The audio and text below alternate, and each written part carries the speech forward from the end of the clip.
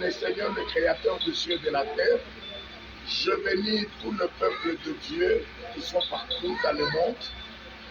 Que le Dieu Tout-Puissant vous bénisse, qu'il vous assiste et que vous arrivez à comprendre notre thème de 21 jours de prière et de jeûne, que nous sommes en train de parler sur le secret de la chambre haute.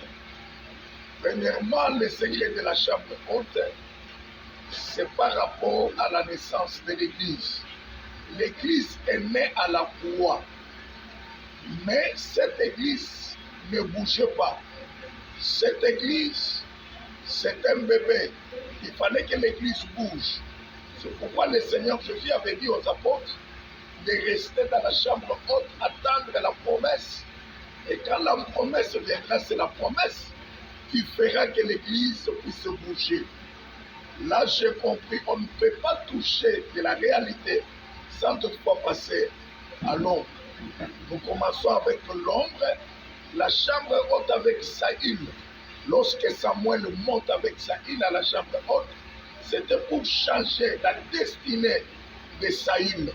Saül qui cherchait les ânesses de son père, mais Dieu voulait le faire quitter dans les choses de son père et lui créer son propre chemin. Et quand il est arrivé dans la chambre haute, c'est là où Dieu lui promet la royauté. Gloire à Dieu. Voyez un peu le secret de la chambre haute. Quand on quitte là-bas, on arrive à la chambre haute de la Sunamite. C'est la chambre haute dont on a vu le fils qui était mort. Un enfant qui était mort lorsque Élisée envoie son serviteur Géasi avec son bâton pour toucher l'enfant. L'enfant, quelle que soit l'arrivée de Géasi, l'enfant était toujours mort. Ça, c'est l'arrivée de Géasi. C'est Moïse qui est venu dans la chair. Et Moïse n'a pas donné la vie. Il fallait que Dieu lui-même descende. Et quand Dieu est descendu, il s'est couché sur l'enfant. Il a mis sa bouche sur la bouche de l'enfant. Il a mis ses mains sur les mains de l'enfant. Il a mis sa face sur la face de l'enfant. C'est pour dire que le Dieu qui était grand voulait être semblable à nous. Il s'est fait semblable, il s'est diminué pour nous donner la vie.